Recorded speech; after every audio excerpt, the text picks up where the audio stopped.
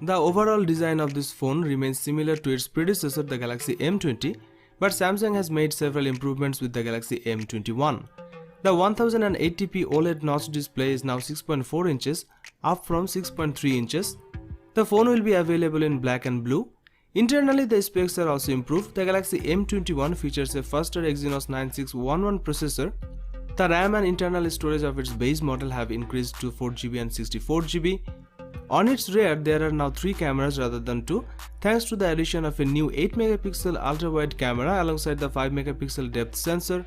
The resolution of the main sensor has also been bumped up from 13 to 48 megapixels.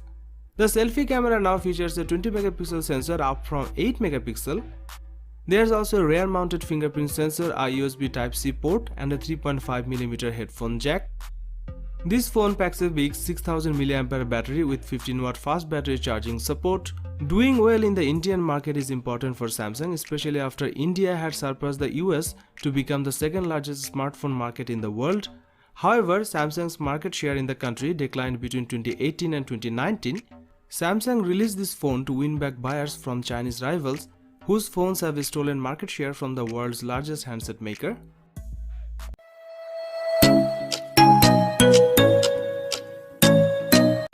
Nokia 7.2 will be launched in 2019. The phone comes with a 6.3-inch LCD touchscreen display with an aspect ratio of 19:9. It is powered by an octa-core Qualcomm Snapdragon 660 14nm processor. It comes with 6GB of RAM. As far as the cameras are concerned, the Nokia 7.2 on the rear packs triple camera setup consisting of a 48MP main shooter and a 8MP ultra-wide lens along with a 5MP depth sensor. There is a 20MP camera on the front for selfies. It is powered by a 3500 mAh battery with 10W fast charging support.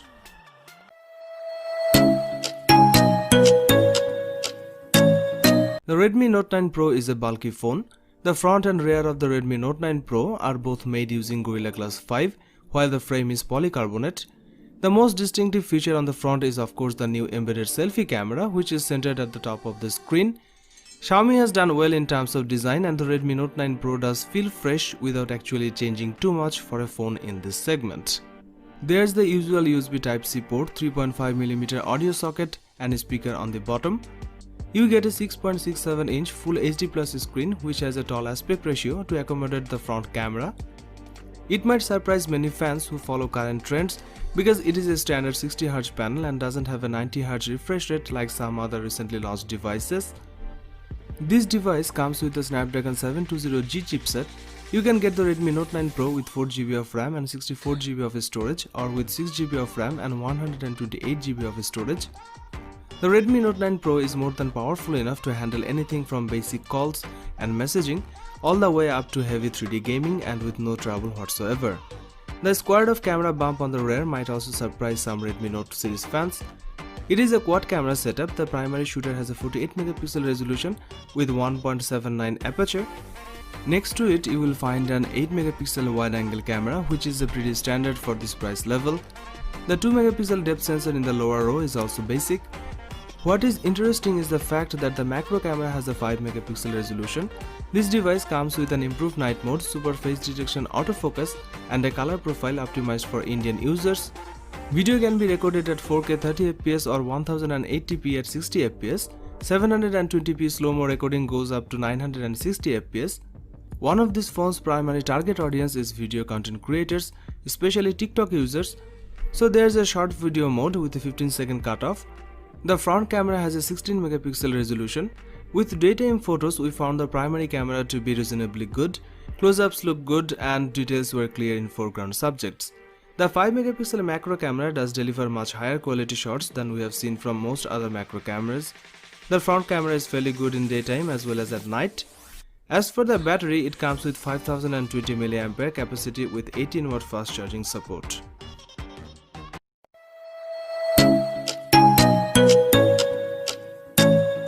With every new model, Realme changes the design of the back. And for the 6 Pro, we now have a lightning inspired design in either blue or orange.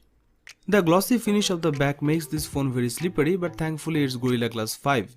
The Realme 6 Pro features a 6.6-inch LCD display with a dual punch hole cutout. The 6.6-inch LCD panel on the Realme 6 Pro is capable of 90Hz refresh rate, and you can switch between 60Hz and 90Hz from settings or leave it on auto and let the software decide. Even though this isn't an AMOLED panel, we found the colors and brightness to be more than adequate. Realme is proud of the fact that the Realme 6 Pro is the world's first phone to feature the Snapdragon 720G mobile chipset. The Snapdragon 720G is a powerful chip, so as expected, general usage and multitasking was handled superbly. Actual gaming performance is pretty solid too. PUBG Mobile ran smoothly at relatively high graphics setting. Battery drain was under 10% after a 30-minute watch, which is good, and there wasn't much heating either. The Realme 6 Pro is available in 3 versions, one with 6GB of RAM and 64GB of storage, another with 6GB of RAM and 128GB of storage, and the top-end variant with 8GB of RAM and 128GB of storage.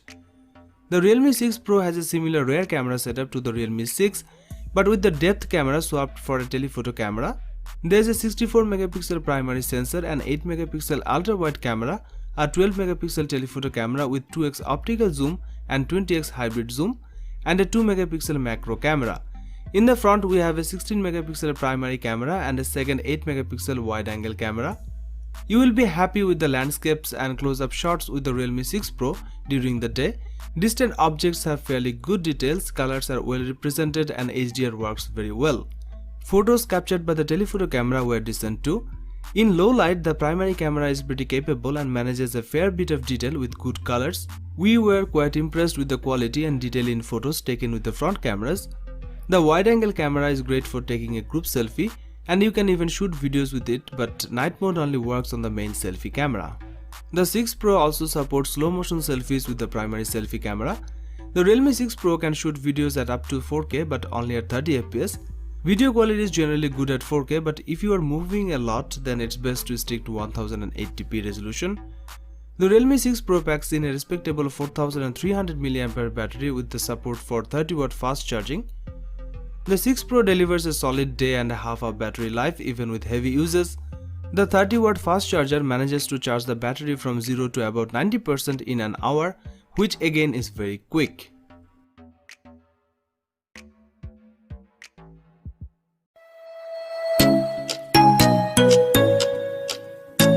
This smartphone sports a big 6.4-inch displays with water drop notch, which Samsung calls Infinity U displays. The bezels aren't thin but are acceptable for the price. Just like with other M series smartphones, Samsung has used plastic in the construction of the Galaxy M31. The earpiece is sleek and it sits right above the display in the frame of the smartphone. The Galaxy M31 feels comfortable to hold in the hand. The sides are slightly curved, which helps with grip. Samsung has positioned the power and volume buttons on the right of the device. The Galaxy M31 has a 3.5mm headphone jack, primary microphone, USB Type-C port, and a speaker at the bottom. Samsung has retained the Exynos 9611 chipset from the Galaxy M30s. This is an octa-core processor with great performance. For graphics, it has the Mali G72 GPU. You get 6GB of RAM and a choice between a 64GB storage variant and a 128GB of storage variant. The device is fairly quick to load up apps, however big apps do take slightly longer. Since there is plenty of RAM, multitasking is very easy. The Galaxy M31 sports a quad camera setup at the back and a single 32MP selfie shooter. The primary camera on the Galaxy M31 has a 64MP resolution and 1.8 aperture. There is also an 8MP ultra wide angle camera with a 120° field of view. The other two are 5MP depth sensor and a 5MP macro camera.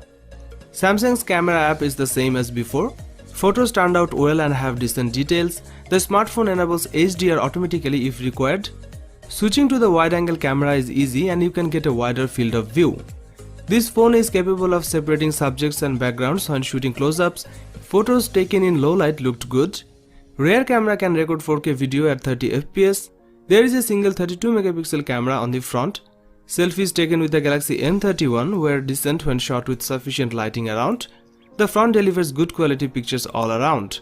You can also record 4K video with the front camera. N31 packs in a big 6000 mAh battery with 15 watt fast charging support.